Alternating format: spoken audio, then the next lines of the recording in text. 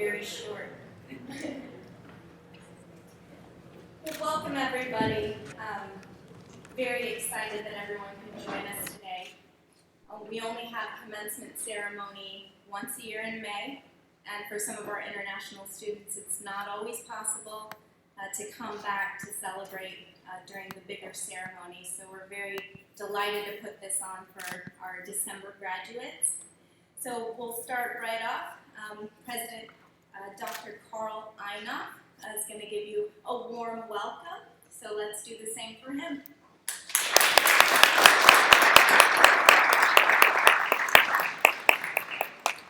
Thank you. Welcome. It's great to see everyone this afternoon. So on behalf of Indiana Tech, our Board of Trustees, faculty, staff, and administration, I wish you heartfelt congratulations on the completion of your coursework.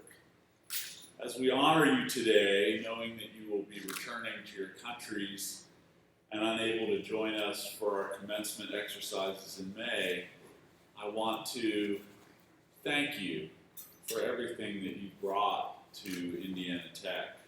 And so in the brief time that I have with you today, I just want to say thanks.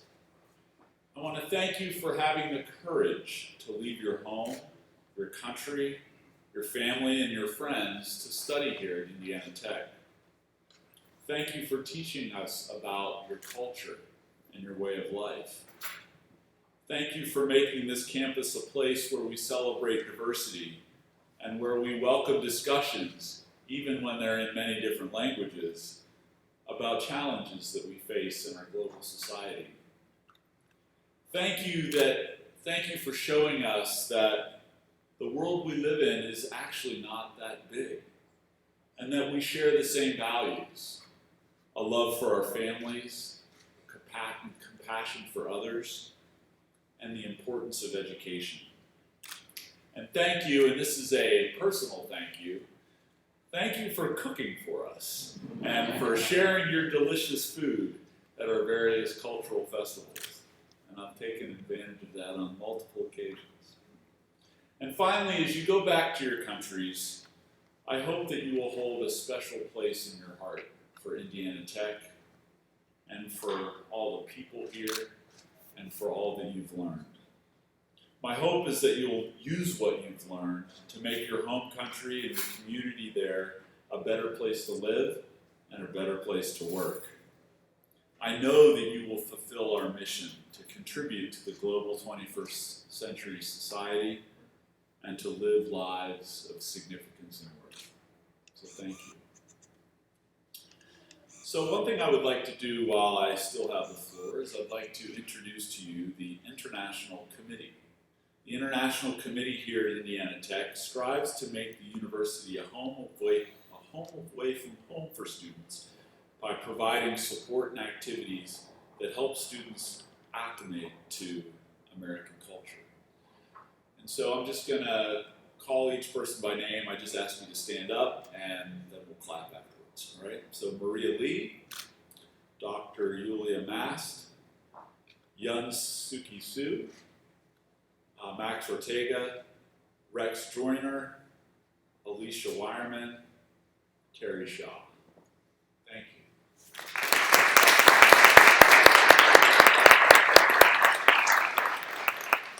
And I also want to take a moment and just pause for a moment and reflect on the contributions that the late Gloria Chen also gave to the International Committee.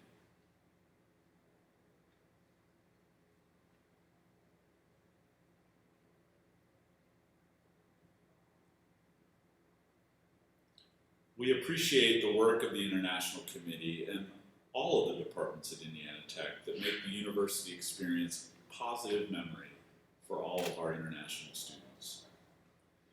So at this time, I would like to introduce a member of the Saudi Student Union who wishes to offer congratulations to his fellow classmates.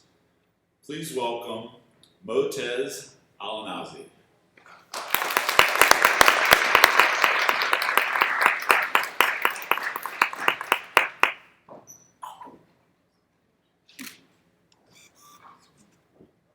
Ladies and gentlemen, it is a pleasure for me to be part of this graduation ceremony and deliver this short speech.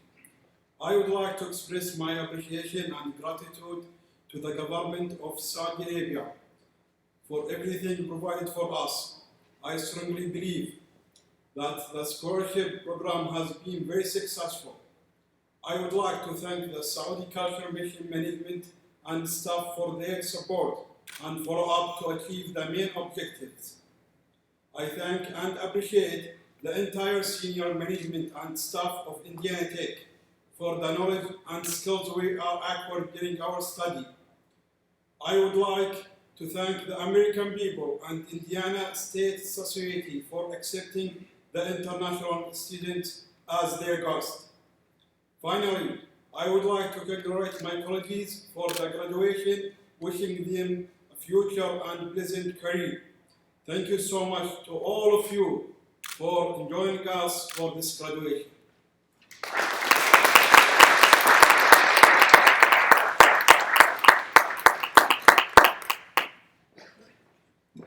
Thank you, Dr. Ainof, Motez, and all of the international committee that have been so supportive from orientation to graduation for our international students. It is my pleasure to introduce our guest speaker. He's the Assistant Dean for Experiential Education and Community Engagement at Manchester University, and we're very delighted that he could join us very last minute today to speak to you about his journey coming to the United States, studying, acclimating to American culture, and being very successful here. So everyone please welcome Ahmed Abdelmajid.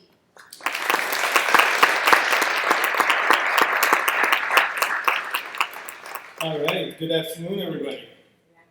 And congratulations to the graduating class on such a great achievement. Thank you, first of all, for Indiana Tech for inviting me this afternoon.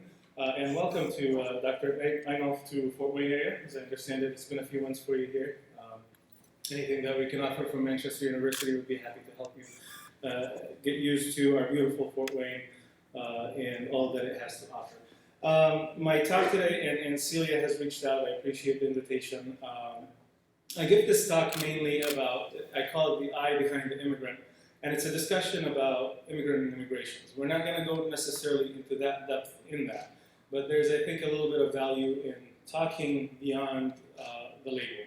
And if you would indulge me for the next few minutes, I'd like to just chat with you a little bit about my journey, and then for the graduating class to talk a little bit about how your future will look like now that you've taken this great and important step at such a great institution in Fort Wayne. So my name is Ahmed Mahmoud Rajab Ahmed Abdelmajid Asmar. Where's Mu'taz? Mu'taz, did you get that? Right. It's a very typical Arab thing to say. We say your name, your father's name, your grandfather's name. I am an Arab from the Middle East. Actually, my journey to the United States. Sorry.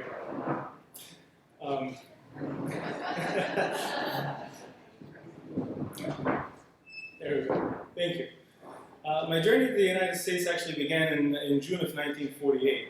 In June of 1948, my father was about 8 years old. My mother was 5. And they're both from a hometown in Palestine called Yibna. And in June of 1948 is when the Israeli army invaded their hometown, and they had to leave along with all the Palestinian inhabitants of the city. After June of 48, they lived for a short stint in Gaza, and then eventually both grew up with their families in Rafah on the Egyptian border, close to the Egyptian border. That house picture there is actually my grandfather's house that, as of the mid-90s, we have word that it's still standing in our hometown.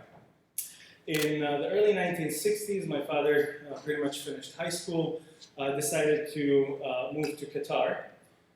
In the early 60s, he had a job in Qatar. He went there, worked for a couple of years, went back to Palestine, to Rafah, married my mother, went back, and then all my siblings and I, all 5 of us, I'm the youngest of 5. Anybody here who's the youngest in our family? Am I the only one? Oh, 2 or 3, really? You've been teased about being the youngest? Yeah? Tell them your parents kept trying until they finally got it right. So, I'm the youngest of 5, and in all of us born and raised in Qatar. And the huge emphasis from my parents. We were, refugees using the Egyptian refugee travel document. A huge emphasis for our parents was that there was no choice about it. After high school, you had to get a college education. To them, that was your ticket into the world. To them, this is your really survival mechanism. That's the way in which you can get a place to live, have a home, have a country that you can call home, and so on and so forth. So after the 60s, in 96, I finished high school, and I moved from Qatar to the Western world. Killed the fire-breathing dragon on my way as well. I started my journey in the West in Cleveland. My brother had just graduated from Case Western with a dentistry degree. 6 or 7 months into it, my father calls up. He says, we got immigration papers to Canada. They were trying to move to Canada or to get immigration papers again for their kids there.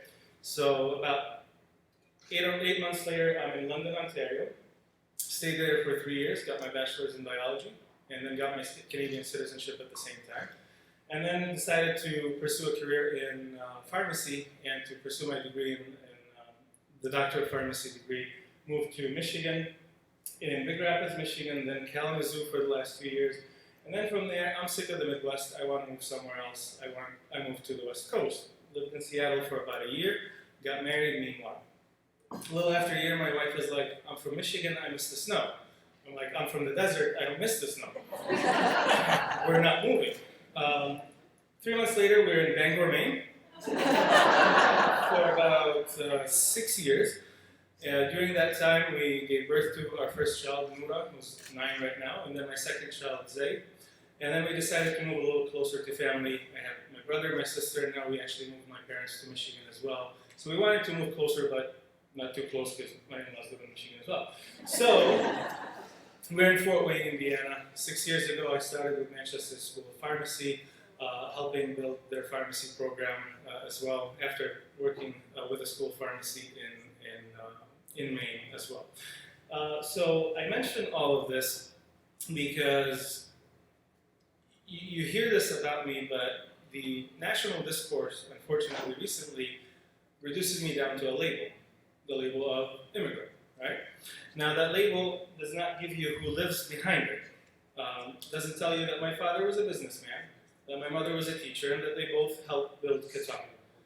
And that Qatar, like many Arab countries, don't give you citizenship by birth. You don't get naturalized by living there. So we had to find a way to find a place where I can become a full-fledged citizen. And education was the key. When you hear the label immigrant, when I'm referred to as an immigrant, you don't know that I'm the father of 3 beautiful children, that my wife is a nurse in the making. Actually, at 7:30 this evening, she'll be walking across the stage at IPFW. 4 years later. I'm taking more pride in that we survived the marriage of 4.5 years with 3 kids. So I tell her I'm more celebrating than you are. But you know, when the discourse reduces you down to a label, it again erases the human that lives behind it. It serves as a shortcut to conclusions that can be crafted, can be manipulated by media, by politicians, by who have you, and serve as a convenient way or an easy answer to complex questions. That label can be, or unfortunately is in most recent political rhetoric, blamed for everything from lack of jobs to terrorist activities. A label that completely blinds you to the flesh and bones that carry with it real concerns and emotions and aspirations. So I want to share with you some statistics, some data, and then we'll go back to this concept of the label and we'll wrap it up. The statistics come from New American Economy, and I'm going to read to you verbatim what the New American Economy is. New American Economy brings together more than 500 Republican, Democratic, and independent mayors and business leaders who support immigration reform that will help create jobs for Americans today. Coalition members include mayors of more than 35 million people nationwide and business leaders of companies that generate more than 1.5 trillion and employ more than 4 million people across all sectors of the economy, from agriculture to aerospace, hospitality to high-tech, and media, and to manufacturing. So when we look at immigrant contribution to the economy, solely on numbers, and we look at Indiana, we see that Indiana is home And there's the website for you if you want to check it out some more. Indiana is home to almost 323,000 foreign-born residents. About 67,000 of people in Indiana are employed by firms owned by immigrants. And immigrant-owned businesses generated $244 million in Indiana in 2014 in business income alone. Okay? In 2014, immigrants in Indiana earned $8.1 billion, $702 million went to state and local taxes, $1.6 billion went to federal taxes. You, as an immigrant, or I, as an immigrant, are a big member of the economic fabric of not only the state of Indiana, but the United States. If we dig a little deeper, and this will be kind of my little step into a little bit of political, but I won't get too political, some of the conversations about undocumented immigrants as well. And undocumented immigrants, one recent study found that 87% of undocumented males in the country were employed in 2012 and 2013. They still contribute economically to the status of the economy in Indiana. 11.4 million estimated in the United States, about 107,000 in Indiana, and there's the $1.3 billion contribution that's estimated for those undocumented immigrants. Now, don't get me wrong. It is problematic, it is challenging, and as the report puts it when talking about that, of course there are many compelling reasons that having a large undocumented population is a problem for a society. Undermines law and order, permits a shadow economy that is far harder to regulate, and is simply unfair to the millions of people who have come here legally. I sometimes personally struggle with that concept, but even as I do this, and even as I present this, I hate the fact that I'm representing this in a matter of numbers. I'm showing you my value economically as a legal immigrant, or as some people are undocumented immigrants. I want you to just understand when we're talking about immigration as a simple fact that nobody leaves home without a compelling reason. Nobody decides to choose to live somewhere else. And many of those undocumented immigrants are estimated to have lived here more than 5 years. None of them leave it unless there was a reason why. And the reason is not to be leeches on the economy. The reason is not to, sell drugs or do all other things like that.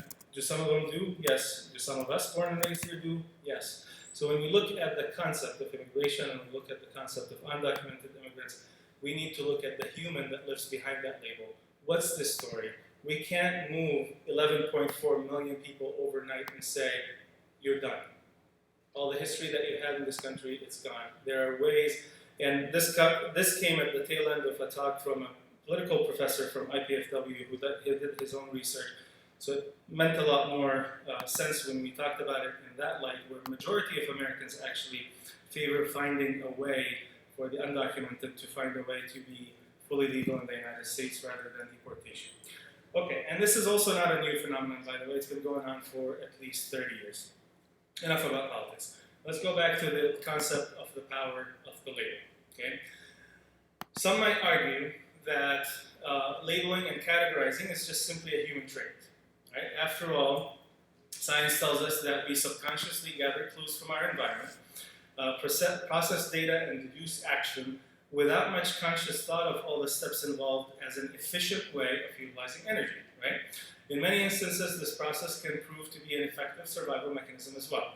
For example, when you see a snake, you recognize the snake and assume danger, and within a few short seconds, you either run away to protect yourself or proceed to remove the snake to protect the environment around you.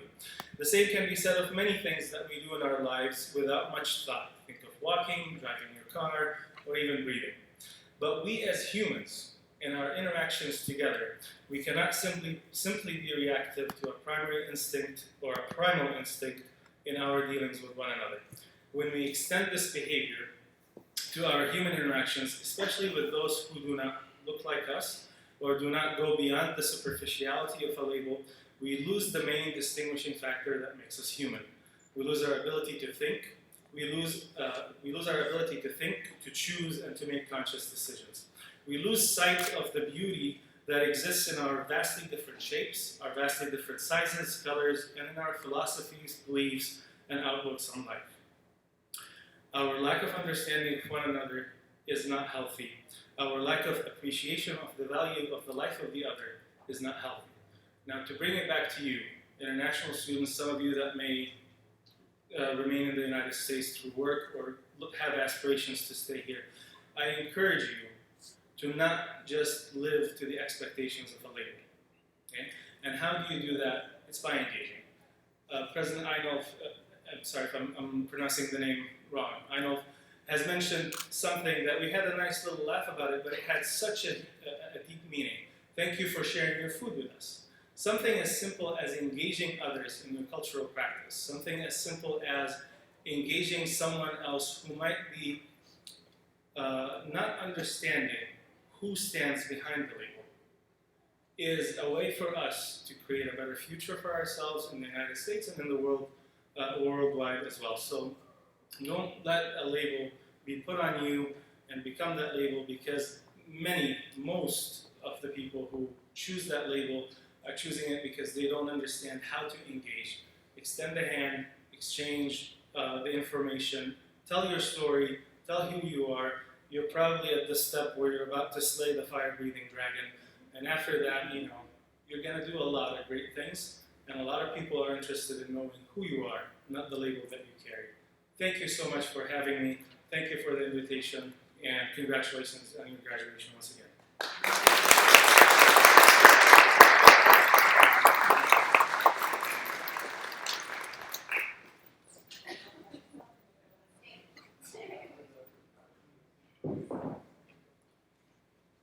To adjust the microphone quite a bit after you gentlemen are up here. Thank you very much. It's very inspiring to hear about where a journey can take you. And at this time, I would like to welcome our former student worker, Abdul Rahman Al Marwan, up to the stage to read the names of our undergraduate students, and invite Dr. Einolf here to present the certificates. Thank you, Abdul. Abdul will read the names. As Abdul reads your names, please come up to the stage on the right side, shake Dr. Einolf's hand, and have your picture taken, and then leave the stage.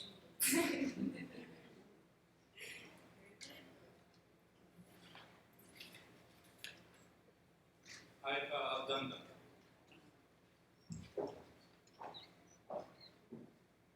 Guys are welcome to clap.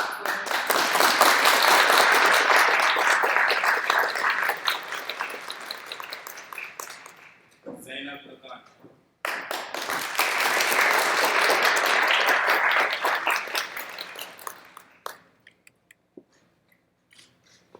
Abdullah Masad.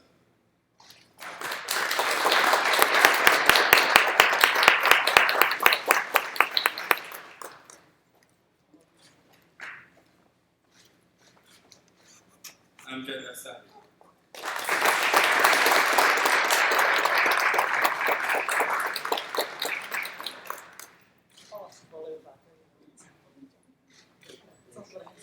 Abdullah bin Tayyib.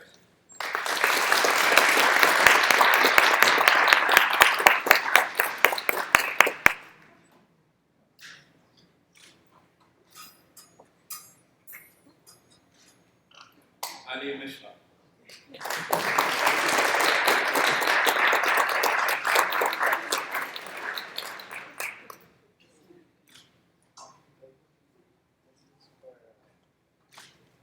Aslam Said.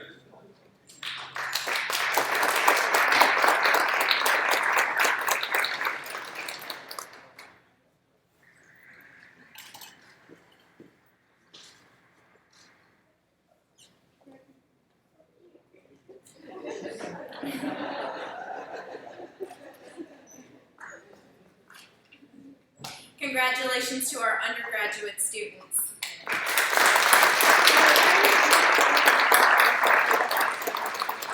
Now read the names of our graduate students.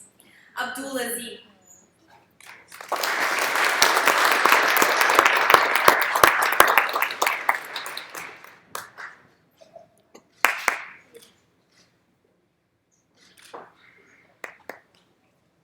Sheikh Abdullah bin Salam.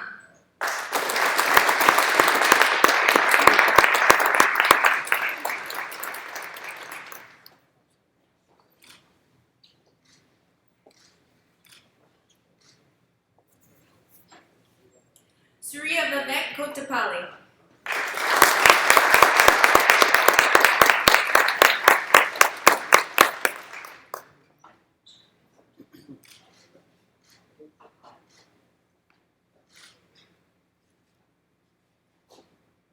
And finally, you can skip.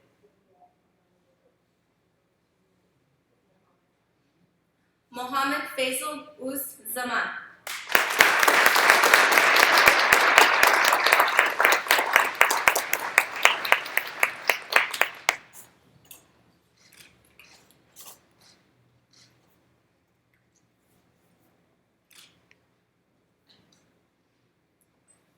Congratulations to our December graduates, both undergraduate and graduate.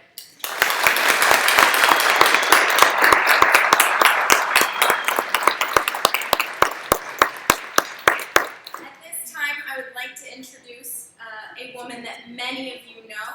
If you're an incoming student, you know her very well, reading her emails about what you need to do before you get here. And for current students, you try to go to her for all of your problems. She says, get out of my office and go see services. Please welcome the Director of International Admissions, Sharmila Chowdhury.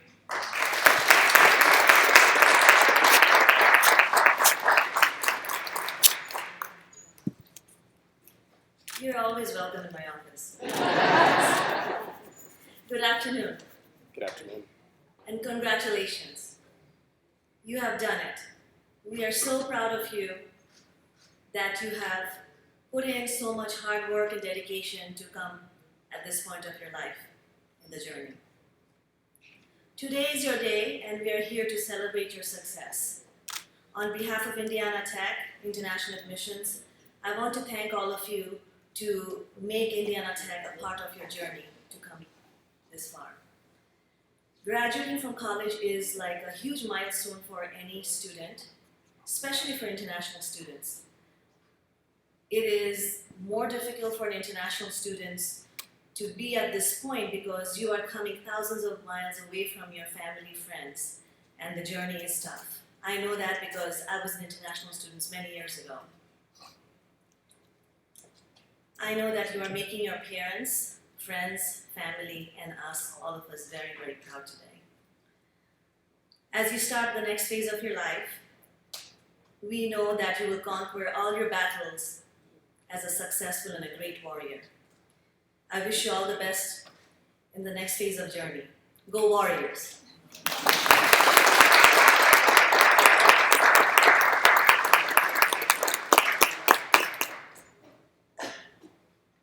Now please welcome Abdullah Khalid bin Tayash, President of the Saudi Student Union.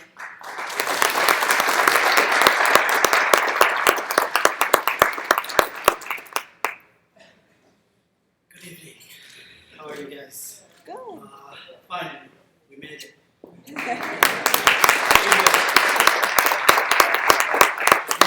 Today, in this moment, I will not be crying because we'll never see each other again, or because it will be a goodbye. I will be crying because I know that is the moment we are growing up, where we will have to take a little break and have our own little adventures without each other until we see each other again. So never goodbyes, just until next time. Thank you so much. I'd like to speak to my parents who are here. If you can excuse me, I'll talk to them in Arabic. شكرا. طال عمرك. سعادة العميد، لولا الله أنت ما كنت موجود هنا. لولا وقفتك معي. طال عمرك يا جنتي، لولا الله دعات ما كنت موجود هنا. شكرا على وقفتكم، شكرا على الجميع.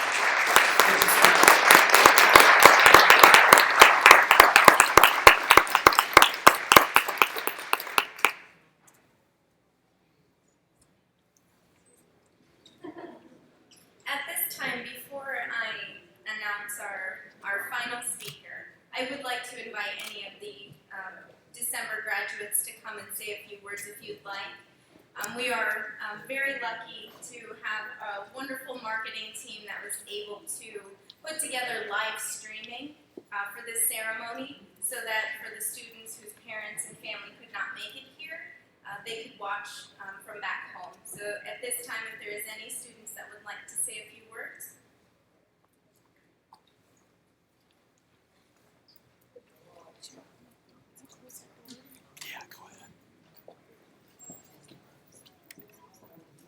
Good evening, everyone. Today is the day that I have been waiting all of my life. To be graduated from a school that I have dreamed to be in the United States. There is no words to describe this day, but all what can I say? Thank you, thank you, thank you for all of you here. And thank you for Professor Ray, who stays here and who is sharing all the moments that we have been spending here. Thank you for the Dean, thank you for the President, for all the faculty here. There is nothing to say goodbye, and I would never say it, but all what I can say is time to get back to my country. Thank you so much.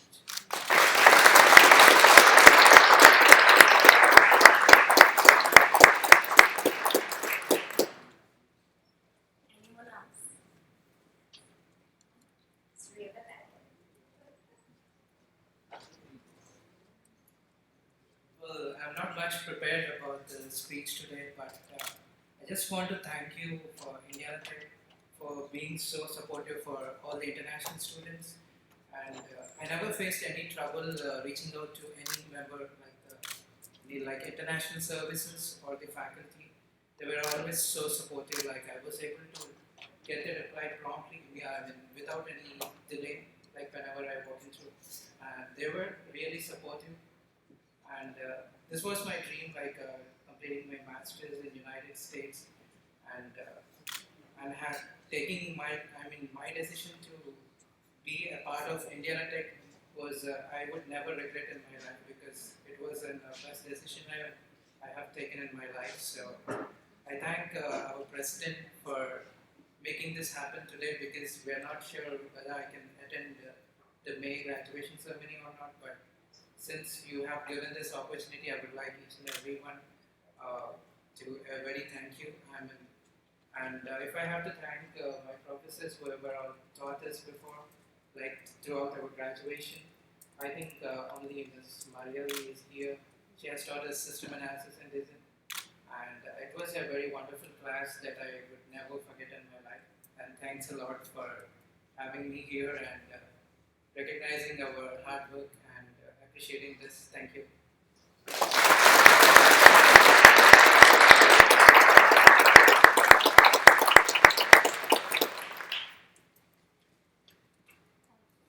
So at this time, we're ready for closing remarks. I just want to say a few thanks. There's many faculty and staff that I see out here today that have been an incredible support system for our students, and actually every department on campus tries their best to do what they can to make sure that these students succeed. And thank you from the bottom of my heart, because it definitely makes our job easier in international services. So at this time, I'd like to introduce our International Committee Chair, Dr. Yulia Mast, for closing remarks.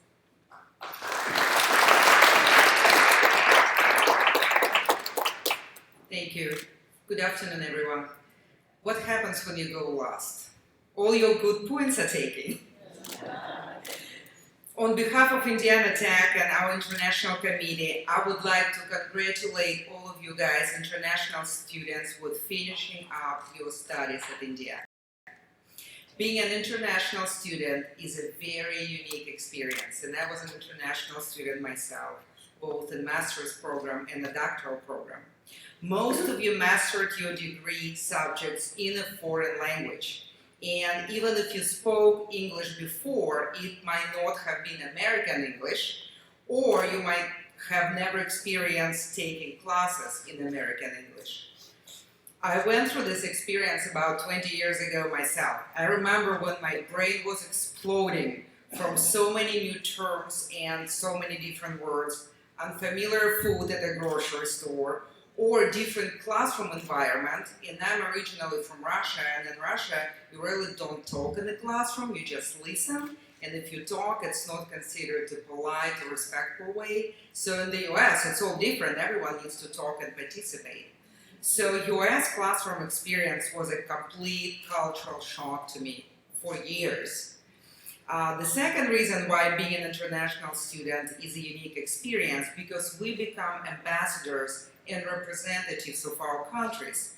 We're also learning how to be citizens of the world by living in a foreign country and encountering individuals, students, faculty, administration, people outside of the institution who represent diverse backgrounds. And we learn to function with them, most of the time very effectively, within that diversity, embracing that diversity. As you're traveling back home, I would like to encourage you to reflect on your experience in the United States that goes beyond classrooms and grades. Not in terms of good or bad, but in terms of your individual growth. Now you have a degree from an American institution. You thrived and succeeded in a foreign land and bridged the worlds. That is a lot to be proud of, and I'm very, very proud of every one of you. As an Indiana Tech, we are proud of you and wish you safe travel, safe journey, happy holidays, and exciting life. Thank you, guys.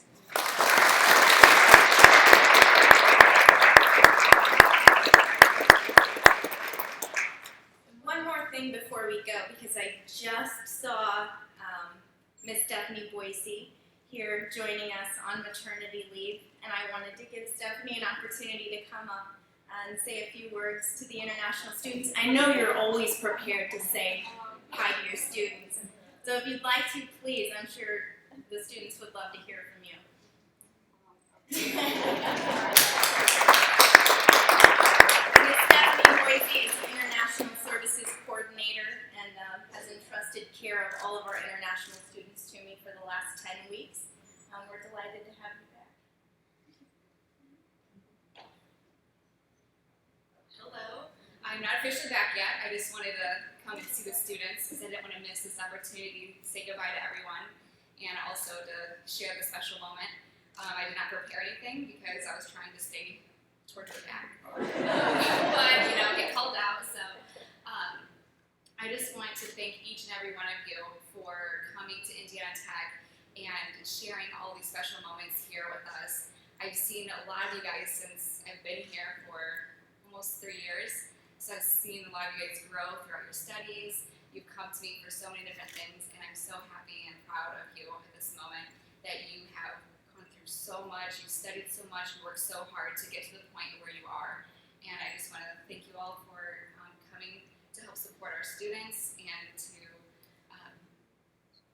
there we go. But anyway, I want to say thank you again and wish you guys the best on going back home and finding jobs, and make sure you stay in touch with all of us because we would love to see where you guys end up after, what kind of jobs you get, and to make sure you come back to visit and keep us updated on everything that you do. Thank you.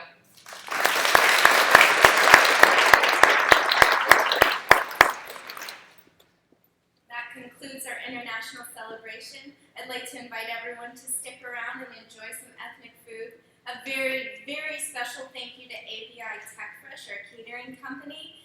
This is the first time they've tried their hand at cooking some traditional Arabic and Indian food, so I'm very excited and very pleased that they were willing to collaborate with us to do that. And they were even so kind as to purchase the food, the meats halal, and if they're not, they are clearly marked. So please enjoy, please stick around and congratulate our new graduates.